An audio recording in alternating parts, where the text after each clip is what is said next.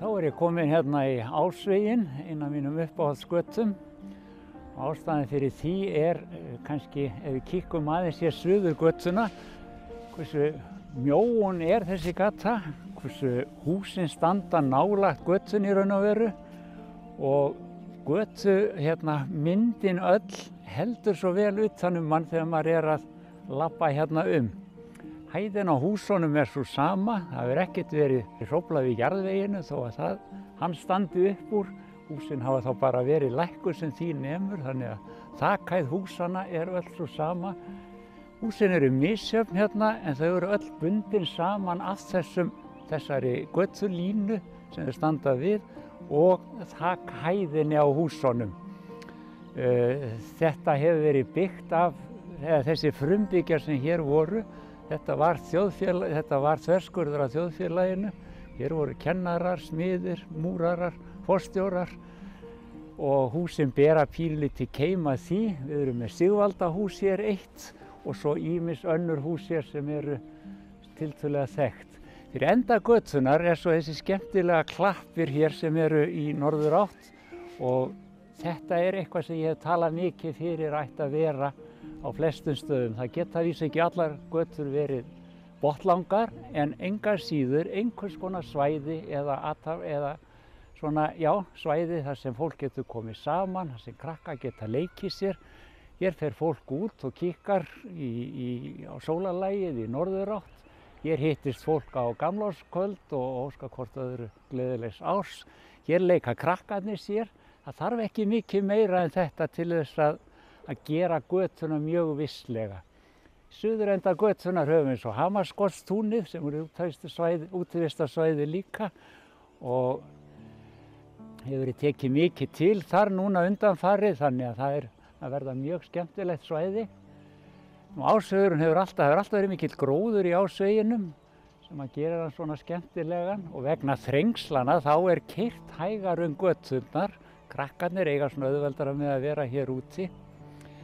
En húsið sem ég ætla að tala það Ásvegur 29.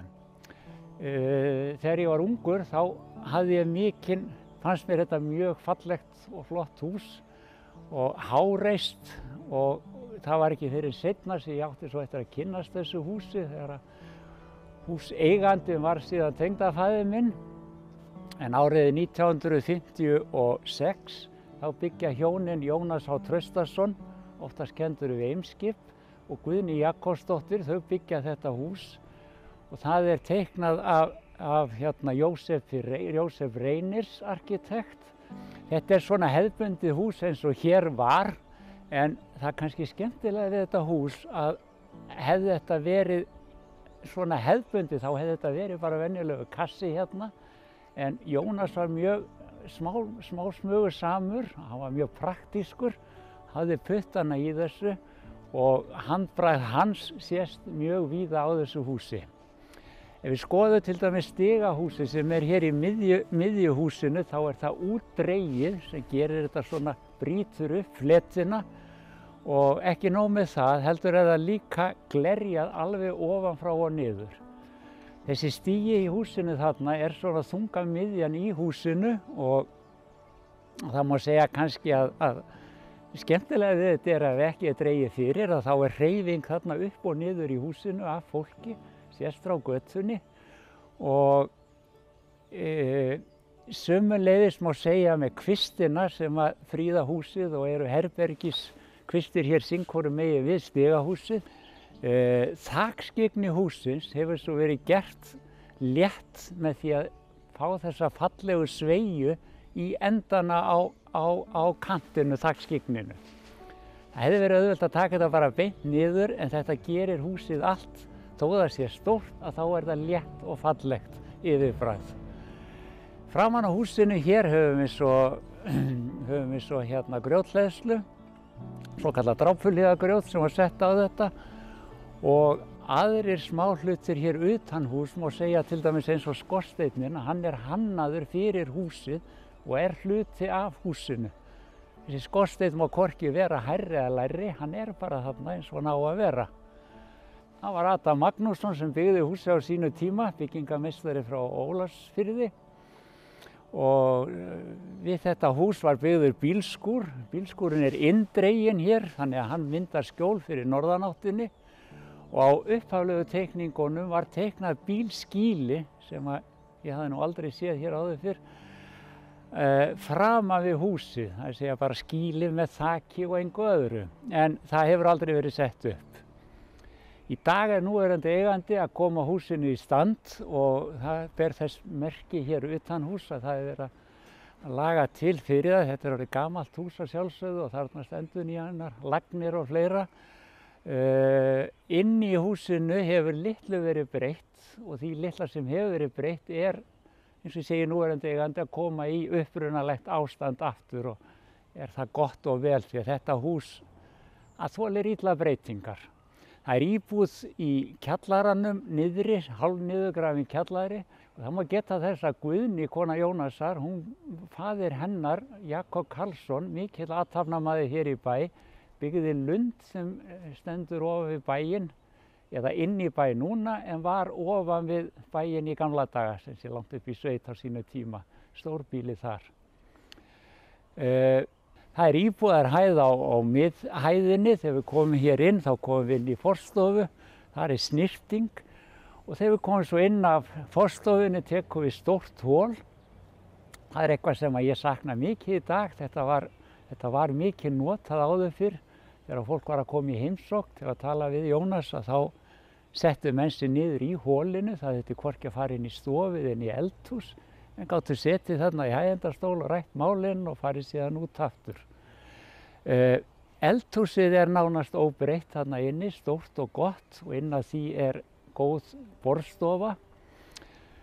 Þar við hliðina svo stofa og það skemmtilega við þetta að þó að húsið sé svona háreist og fallegt, þá þetta ekki stórt hús að innan. Þetta stofurnar halda vel utan hann.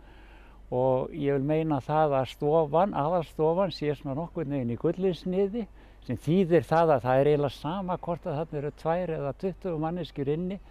Þér finnst stofan aldrei of stór eða of lítil, hún bara heldur utan um þig. Inn að þessu var svo skrifstofa húsbóndans og síðan kom þessi fallegi stigi þarna upp sem gengur alveg frá neðstu hæð og upp í risið. Þessi stigi sérlega vel hannaður, það að segja hlutfallið uppstigi og innstigi, það svo auðvelt að ganga upp þennan stiga og Jónas hafði auga fyrir, eins og ég sagði áðan, praktíkinni, þannig að stiga þrepin öll, þau eru öllu sömur mjög vel rúnuð. Þetta þýddi það að krakkar sem hér voru, þau léku sér nánast undantekningarlaust í stiganum. Það var engin hætta á að menn var að meiða sig eða neitt. Og hann tengdi svo við þetta hól sem var svona hlutlaust svæði fyrir börnin til að vera á. Við getum nefnt líka hlut eins og í eldhúsinu sem ég hafði aldrei séð áður. Það var lúga úr eldhúsinu fyrir ruslið og niður í yfirbyggða geymslu hér undir niðri. Þetta var algjör nýjung og ég sá þetta ekki fyrir löngu seinna í fjölbýlishúsum að menn gátu hent þarna ruslinu niður.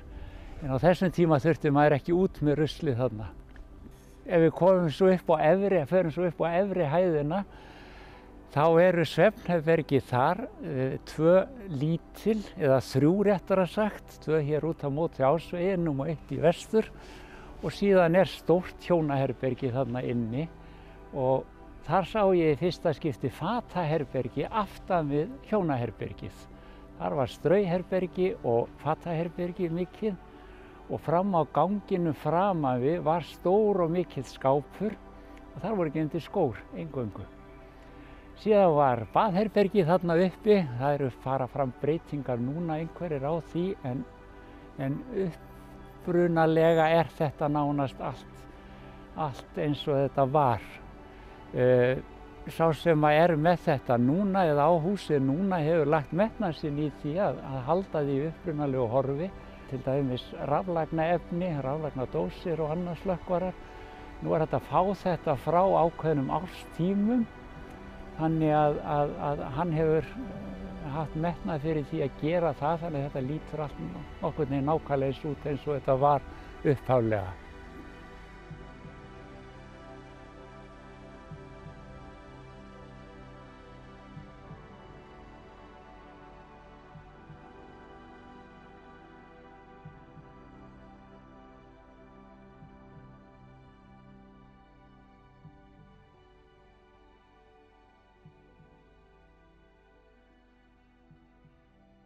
Já, þá vorum við komin hér upp í Sómatún, eitt af húsum sem er mér mjög kært líka. Ég var svona hagsmuna að gæta pínulítið hér, en þetta hús hannaði Ágúst Hafsteinsson, félagi minn og vinnufélagi, og hann hannaði þetta fyrir Pál Alfreðsson, byggingameistara. Páll á húsið og byggði það náttúrulega sjálfur. Saga þessa hús var svolítið skrykkjótt í byrjun. Þegar við varum verið að teikna þetta hús, að þá fór hjá hinu opinbera ekki alveg saman hljóð og mynd, þannig að það var einhver misskilningur hvort að hér ætti að vera 2 hæða hús eða 1 hæða hús eða hús á pöllum. Og 2 hæða hús var teiknað, það var síðan fellt úr gildi. Þetta er mikið japl og jaml. Síðan var teiknað annað hús á grunni þess fyrra, það var pallahús, sama hæð. Og eiginlega það sem að athyglisverðast við þetta var kannski að í byggingaskilmálum þá átti húsið að aðlagast að náttúrunni sem er hér alveg uppað, og það er ekkert byggt hér á bakvið. Og ég leyfi mér að fullyrða að þetta er eiginlega eina húsið sem að fylgdi þeim skilmálum. Þetta er svolítið lenska hjá okkur að við förum með jarðhita á svæði og ryðjum bara og sitjum niður, eigum svolítið erfitt með að byggja í halla eða að náttúrunni. Þetta er pallahús og fylgir náttúrunni þarna, og ég held, svona þó ég segi sjálfur frá, að Gústa hafi tekist að teikna hérna hús sem eigi eftir að verða jafnvel klassískt í framtíðinni. Það er engin tískuefni í þessu, það er engin tískuform í þessu. Þetta er heiðarlegt kúbískt form, ég vil ekki kalla þetta fungishús. Það er notað í þetta efni sem eru klassísk, það er tekk í öllum gluggum og hurðum, það er eir í kantinum, og eirinn er hérna giltur þegar hann er nýr, en núna er hann orðinn svona samlitur, veðrast og verður samlitur í raun og veru tekkin á þessu. Utan á húsinu eru síðan flísar sem eru sérhannaðar fyrir húsið. Málið er það að ég komst í kynni við konu sem heitir Alda og rekur fyrirtæki á Suðurnesjum sem heitir Alda Design. Þessi Alda, hún lærði innanhúshönnun í Bandaríkjunum, norðurhlutanum, og eftir nám þar þá flytur hún niður til landamæranna Mexíkó. Þar kemst hún í kynni við flísasteypu eins og notuð var hér fyrir árhundruðum síðan í dómkirkjur og fleira. Hún lærir þessa aðferð og flytur hana með sér heim og stofnar fyrirtæki á Suðurnesjunum sem að framleiðir þessar flísar. Ég teiknaði svo upp fyrir hana formið á flísunum utan á húsinu, og hver einasta flís var sérsteypt á húsið. Þannig að þetta eru 3 cm þykkar steyptar flísar sem eru settar á húsið. Þær eru í mismunandi dýpt, þannig að það kemur svona, eða þykkt réttara sagt, þannig að það kemur dýpt í húsið, sérstaklega á kvöldið þegar það er lýst upp. Húsið er hefðbundið, einangrað utan á, það er sett blikk, grind á húsið, og flísarnar eru sem límdar á þessa grind, einfaldlega með lími bara. Það er ekkert gert við þessar flísar, það er hægt að bera á þetta olíu en það þarf ekki að gera það. Sömu flísarnar notuðum við aðeins þynnri inn í húsinu líka á gólfunum sem þar eru, og eins og ég sagði áðan, ég hef grunum að þetta hús geti orðið eða hafa alla burði til að verða klassískt hús. Ég held að Gústafi tekist afskaplega vel upp með formin á þessu húsi, þessi hlutföll milli glugga og flötu hliðanna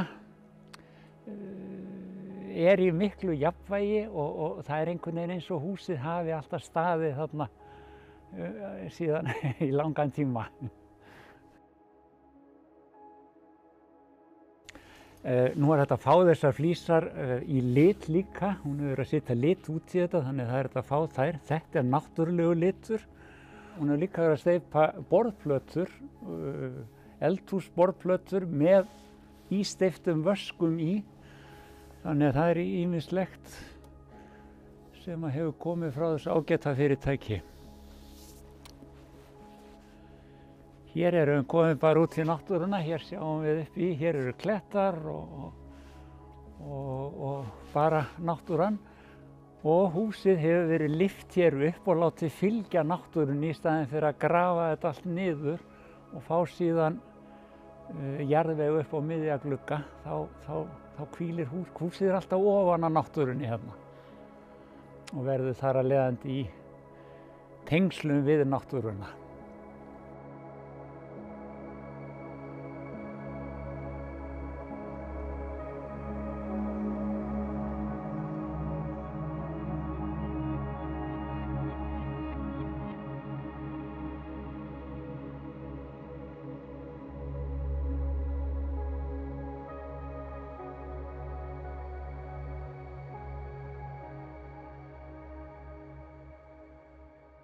Þá erum við komin hér í skólastíginn. Hér er ein af perlum Akureyringa. Það gamla íþróttahúsi sem kallað var við Laugagötu. Hús stendur að vísa ekki við Laugagötu, heldur við skólastíg og var byggt hér 1943, teiknað af Guðjóni Samúelssyni og þá og lengi eftir að húsið var byggt var þetta kallað íþróttahöllin. Það þótti það stórt og mikið. Og ef við löbbum aðeins að húsinu og skoðum það, þá sjáum við það að þetta aðalinnggangurinn hér.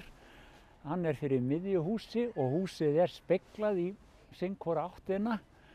Þegar inn komið þá erum við með skrifstofur, anddyri og skrifstofur og við erum með stiga upp á efri hæðina og síðan þarna til hægri ef við förum í þá áttina, þá koma búningsaðstaða og sturtur og síðan koma þessi fínu salir sem eru hér í endanum á byggingunum. Og þetta speglast alveg eins í hina áttina. Sjálfur á ég bara góða minningar héðan. Þetta var alltaf gaman að koma í þetta hús og þetta hefur þann eiginleika salirnir að enn og aftur kem ég að þessum gullisniði. Það eiginlega sama hvort það eru þarna 2 eða 20, manni líður alltaf jafn vel þarna inni. Þetta svona heldur utan mann og veitir svona góða tilfinningu. Guðjón var snillingur að teikna hús eða réttar sagt, hann teiknaði ekki hús fyrir að hann var búinn að staðsetja þau á landslaginu í kringum sig. Og í þessu tilfelli þá hefur hann lyft húsinu upp hér, pínulítið, til þess að fá þessar tröpputengingar niður á götuna. Og við getum ímyndað okkur ef að þetta hefði ekki verið og húsið sæti bara splask ofan á malbikinu, þá væri þetta ekki eins reisulegt og eins fallegt eins og þetta núna. Þessar tröppur hjá honum og tenging við landslagið í kring eða jörðina, hún svo ótrúlega mikilvæg og svo stór hluti á húsinu.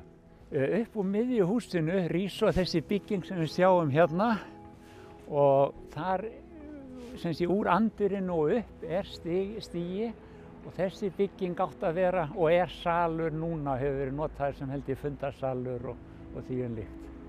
Þetta ein af þessum byggingum sem við þurfum svo innilega að vernda og ég heyrði það hvíslaði með lítill fugla einhvern tímann hefði staðið til jafnvel að rífa þetta hús bara eða fara að breyta því eitthvað verulega og ég held að það megi bara alls ekki gerast. Þetta ekki notað lengur sem boltahús eins og var, þannig að við getum fundið hvaða starfsemi sem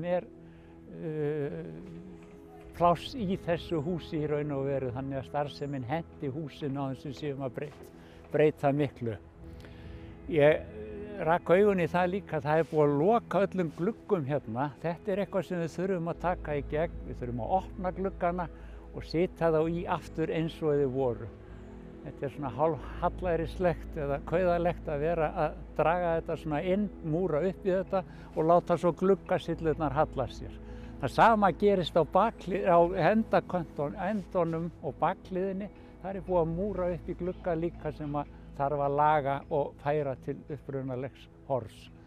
Við þurfum að passa tröppurnar, þær eru allar hérna í niðurníðslus og ég verði nú svolítið neikvæður og rífa þetta svolítið upp á hærra plan. Þetta ótrúlega flott hús og í raun og veru þetta gert eins og á að gera við göngugötur og aðra götur, að það einhver svona fín bygging, dómkirkja eða eitthvað fyrir endanum á götunni. Og ef við löpum hérna upp gilið, þá blasir þetta fallega hús við okkur allan tíman, nánast neðan úr bæ. Eina sem við þurfum að gera það að taka trén hérna sem eru úr sér vaxin eiginlega og engu til gagns og opna svæðið aðeins betur þannig að þetta líti allt svona betur út og húsin njóti sín meira.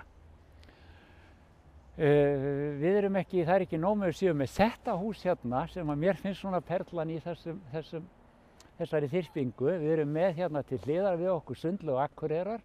Hún líka teiknuð af Guðjóni Samúelssyni.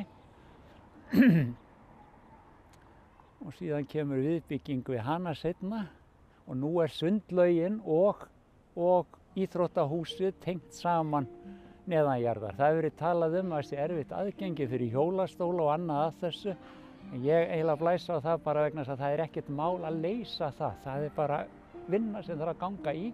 Fyrir utan það að það hægt að hafa inngang vestamegin á húsinu frá bílaplaninu sem þar Þar stóð til í upphafi að byggja annan sal seinna en það hefur aldrei verið gert þannig að húsið stendur svona eins og það núna. Fyrir utan Sundlaugina þá höfum við Gagnfræðaskólann hér, við förum einn hring hérna. Það Guðjón Samúelsson líka, þar búið að byggja að vísu við og yfir aðeins en húsið stendur þarna, engar síður, ákaflega fallegt. Og ef við færum okkur neða þá erum við komin niður í gamla barnaskólann. Þar Guðjón líka á ferðinni. Mjög snoturt og fallegt hús. Ég set að vísu alltaf spurningamerki með viðbygginguna þar.